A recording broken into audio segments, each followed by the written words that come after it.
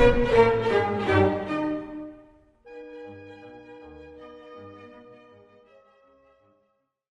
ձեզ։ Այսօրվա իմ զրույցի թեման մեր բոլորիս հայտնի Վինսենտ վան Գոգի մասին է եւ իր արվեստի եւ հատկապես Վինսենտ վան Գոգ մարդու մասին եմ ուզում խոսել։ Ես չեմ ճանաչում որևէ մեկին, որ քիչ թե շատ առնչություն ունենա արվեստի հետ եւ տեղյակ չլինի Վան Գոգին, Վինսենտ վան Գոգի իր նկարչությանը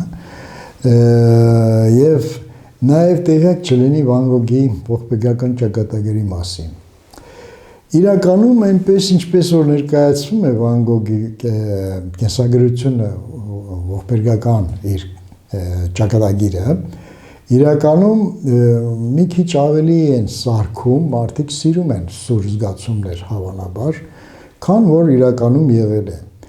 Վինսենտ վան Գոգը այո ինքը դժվարություններ ուներ, մարդկանց հետ կապված խնդիրներ ուներ, միայնակ էր իր տեսակով, իր ապրելակերպով եւ այլն, եւ նա մի երազ ուներ, որ միշտ երազում էր նկարիչների միջավայրում շատ գտնվել, շփվել եւ այլն, նախ ինքը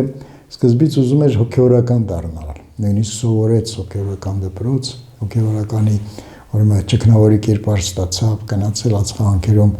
ուրեմն քարոզություն էր անում քրիստոնեության, հետո իրան արգելեցին, այսպես ասած, քանի որ ինքը հրաժարվել էր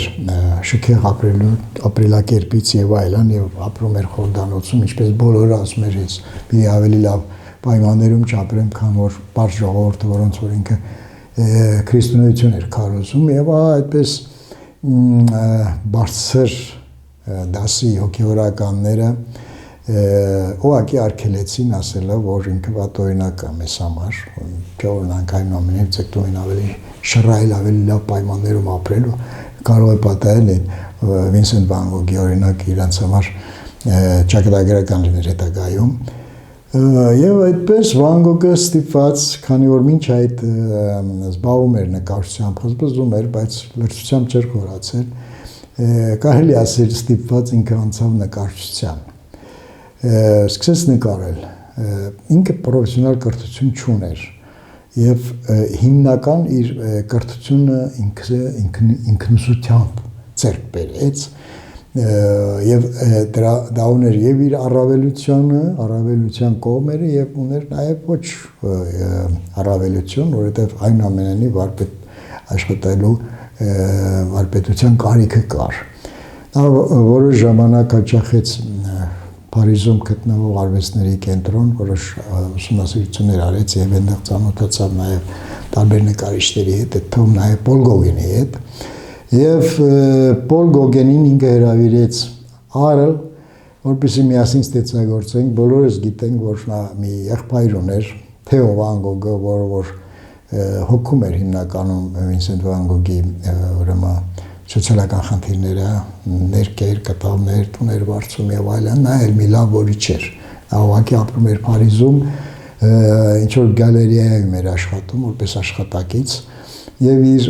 սուղ միջոցներից եղբորն էր մշտապես օգտակար լինում։ Եվ ահա այդ միջոցների խնայողությամբ Վան Գոգը փորձեց Գոգենի հետ համատեղ ստեղծագործել, հրավիրեց նրան իր արվեստանոց եւ ինչպես կարգին լուրջ մարդիկ, լուրջ արվեստագետները անհատականություններ են այնուամենայնիվ, նրանք իրենց բնավորություններով անհամատեղելի էին։ Եվ այդ անհամատեղելիությունը բերեց նույնիսկ այնպիսի վեճերի, որ բանը հասավ նրան, որ չխորանալով մանրամասների մեջ, Վան Գոգը սա փաստ է, որ մարդիկ խեղաթյուրված են ներկայացնում, ֆիլմեր են նկարում եւ այլն, մարդկանց դուր է գալիս երևի նման բաներ, ածելիով թրաշվելու, այսինքն ժամանակ, ինքը քանի որ լարված վիճակում էր, վեճի բաներ եւ վեճի նախապատմություն ուներ անշուշտ, ես չեմ մանրան դրա մեջ, ուղղակի ականջի բլթակին կտրվեց, ուղղակի մի քիչ վնասեցին իր ականջը, եւ այտենց իրանք այդ իրենց վեճի արդյունքում Գոգեն ուղղակի թողեց հեռացավ Եվ այդ ամբողջ պատմությունը, որ սարքել են Վան Գոգը ականջի կտրեց, չգիտեմ ինչ արեց եւ այլն, այդ երևույթը դրանից է գալիս։ Դրանից հետո համարեցին, որ Վան Գոգը խելագարվել է եւ իրան տեղափոխեցին հոգեբուժարան։ Վան Գոգը իր լավագույն գործերը, որ ստեղծել է, այդ հոգեբուժարանում եղած ժամանակաշրջանում ամենահավասարակշիռ, ամենահանճարեղ գործերը հենց այդ ժամանակաշրջանում է ստեղծել։ Վան Գոգը իրականում խելագար չի եղել երբեք։